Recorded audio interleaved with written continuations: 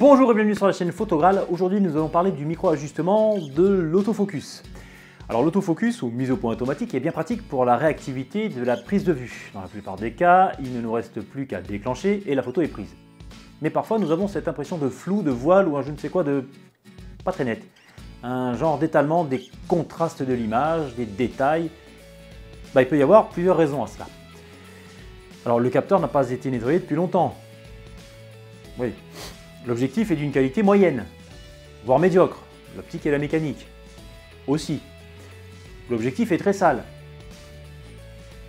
Et oui, il faut vraiment le faire là, etc., etc.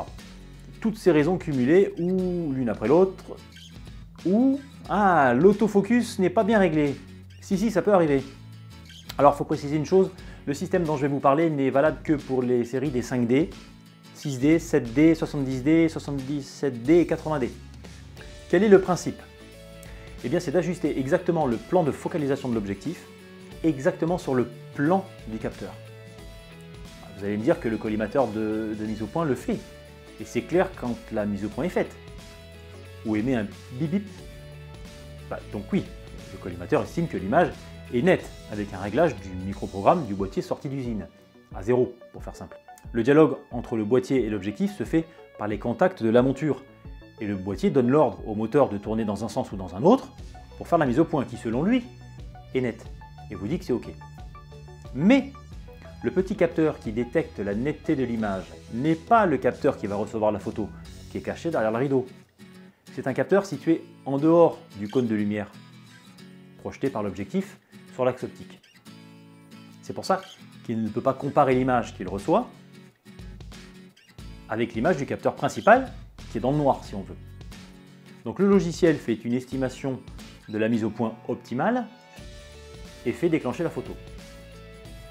Je ne sais pas si vous l'avez remarqué, mais les photos que vous prenez en live view sont plus nettes que par la visée réflexe, quand le micro ajustement n'est pas bien réglé bien sûr. Pourquoi? Le système de mise au point de live view est différent dans ce cas. C'est une détection de contraste de l'écran qui fait la mise au point et là le boîtier déclenche la photo. C'est le même système que sur les smartphones, les hybrides, les bridges et les compacts. C'est pas le sujet. Pour notre cas, nous allons aller dans le menu du boîtier pour fignoler de façon logicielle et reprogrammer le réglage pour lui faire décaler la mise au point en avant ou en arrière du sujet sélectionné par le collimateur. Alors pour ma part, j'utilise le collimateur central. Je fais la mise au point là où je veux en appuyant à mi-course. Je cadre et je déclenche. Pourquoi le collimateur central? Parce que c'est le collimateur qui offre la plus grande précision de mise au point. Il est au minimum de type croisé, sensible aux lignes horizontales et verticales, voire même double croisé, en plus des lignes diagonales. Vous posez certainement la question de savoir pourquoi on a besoin de ce micro-réglage de l'autofocus. Eh bien c'est tout simple, enfin logique dans le besoin de qualité et de précision à partir d'une certaine gamme de produits. Et pas qu'en photo. Je vous explique. Vous n'imaginez pas toutes les étapes qu'il y a à réaliser dans la fabrication et l'assemblage d'un boîtier, et aussi d'objectifs. Quand on fabrique un boîtier et qu'on l'assemble, on ne sait pas avec quel objectif il va être utilisé, et vice versa. Un 300 f2.8 pourra être sur un 800D ou un 5D SR, ou un 1855 peut très bien se retrouver sur un 80D ou un 7D Mark II. Bon, vous l'avez compris, l'assemblage et la fabrication en série ne peut pas être parfaitement identique à tous les boîtiers et tous les objectifs. Il y a de micro-différences de dimension et de positionnement pendant toute la phase de fabrication et d'assemblage. Tout ça s'annule plus ou moins dans un petit nuage de tolérance admissible pour qu'au final, le boîtier numéro 1 soit dans la même norme de qualité que le boîtier 8795. Mais pas exactement. Pendant l'usinage des pièces, l'assemblage des composants, toute la chaîne de productique est parfaitement réglée bien sûr, mais les outils s'usent. Le positionnement des pièces n'est pas parfaitement identique à chaque fois. Il y a pour chaque étape une tolérance maximum à ne pas dépasser, mais à la fin de tout ça, on a un produit fini superbe. C'est la magie de la fabrication de série. Les contrôles sont effectués très régulièrement, bien sûr, mais les fabricants ont pensé à faire ce dernier petit réglage pour le photographe, et ce pour chaque objectif à focale fixe ou variable qui est détecté par le boîtier. Donc si vous réglez votre objectif et que vous changez pendant la journée, le réglage ne sera pas perdu. Il est en mémoire dans le boîtier, bien sûr. Le boîtier présente un réglage différent suivant le type d'objectif, à focale fixe ou variable. Pour avoir fait le test sans réglage et avec, je peux vous dire que c'est vraiment utile pour certains types de photos et certaines conditions. Mais je ne m'étendrai pas sur le sujet. Pour faire ce réglage, vous aurez besoin de quelques accessoires. Un trépied pour stabiliser le boîtier et l'objectif, ou le fixer sur une table. Une mire de réglage, vous pouvez en trouver imprimée sur le net et à plier, ou en acheter une toute faite. Installation du protocole de réglage. Vous devez installer le boîtier avec l'objectif que vous voulez régler sur un trépied stable ou une table assez grande, stable aussi. L'appareil doit être réglé sur la position AV, priorité ouverture.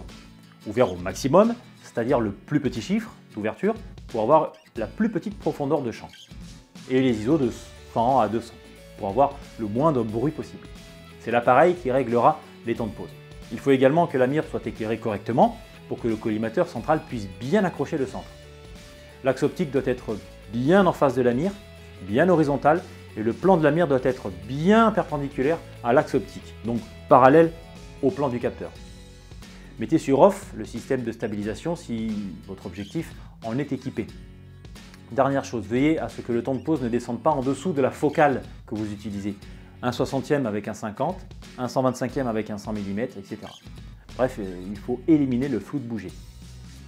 Alors pour la distance entre le plan de la mire et l'appareil, il y a différents conseils qui préconisent de se mettre à 40 fois la distance focale de l'objectif, exprimée en millimètres, imaginez avec un 400 mm. D'autres qui disent 30 ou 20 fois.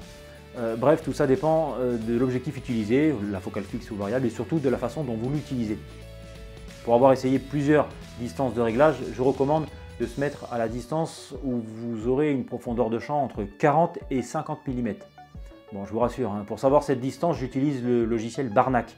Le lien est dans la description, qui me donne la distance entre le plan focal et le plan de la mire.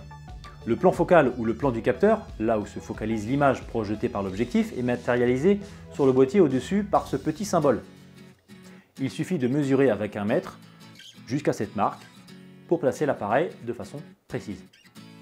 Pour les boîtiers qui en sont équipés, un niveau à bulle électronique est très utile pour mettre le boîtier à l'horizontale. Sinon, utilisez un niveau à bulle que vous pouvez fixer sur la griffe du flash. Pour minimiser encore les vibrations, vous pouvez sélectionner l'option de relevage du miroir dans le menu de votre boîtier, avant la prise de vue. Le miroir va se relever avant que le rideau s'active, car c'est le miroir qui génère le plus de vibrations dues à l'inertie mécanique lors de son relevage et du retour à la position repos. Sélectionnez auparavant le retardateur 10 secondes. Le réglage du boîtier doit être en neutre ou fidèle, c'est-à-dire sans aucune accentuation de netteté, de contraste, ni de couleur, etc. Une fois le tout installé, commençons par prendre une première photo en mode Live View. Elle servira de référence pour le réglage des autres. Maintenant une deuxième avec la visée réflexe. Prenez la deuxième photo avec le collimateur central sur le plan de la mire. Regardons le résultat. Le plan incliné montre le 0 et c'est lui qui doit être le plus net possible. Nous remarquons ici que la zone de netteté est en arrière. On dit extrafocale. Il faut donc déplacer le curseur plus en avant. On reprend une photo et on compare. On voit que la zone s'est déplacée un peu plus vers nous. Parfois on est bon dès le premier réglage. Parfois il faut un peu tâtonner. On continue le réglage en déplaçant le petit curseur en avant ou en arrière jusqu'à obtenir une mise au point de l'ordre de 1/3 à l'avant et 2/3 à l'arrière. Pourquoi? Bien, c'est en général les caractéristiques optiques des objectifs quand on diaphragme. La profondeur de champ s'étend de 1/3 vers l'avant du plan de la mise au point et de 2/3 vers l'arrière. Une fois que les comparaisons avec la photo en mode Live View et réflexe sont identiques, l'appareil est réglé et gardera ce réglage quand vous vous resservirez du même objectif. Alors attention, si vous faites un réglage avec votre objectif, le même objectif du copain ne correspondra pas forcément au réglage du vôtre. Et oui, par rapport au processus de fabrication que je vous ai expliqué. C'est vraiment le vôtre qui doit être utilisé pour que la mise au point soit nickel. Personnellement, j'utilise cette méthode et elle fonctionne très bien. Voilà, j'espère que cette vidéo vous en aura appris un peu plus sur les techniques de réglage de votre boîtier. N'hésitez pas à vous abonner à la chaîne, mettez-moi un petit pouce bleu, mettez-moi aussi des questions en commentaire, j'y répondrai avec plaisir. Donnez-moi votre avis, un avis constructif pour faire vivre cette chaîne en votre compagnie. Voilà, bah sur ce, allez-y, testez et envoyez-moi les photos que vous avez réglées avant et après. On pourra en discuter et surtout n'hésitez pas à partager cette vidéo. Allez, ciao!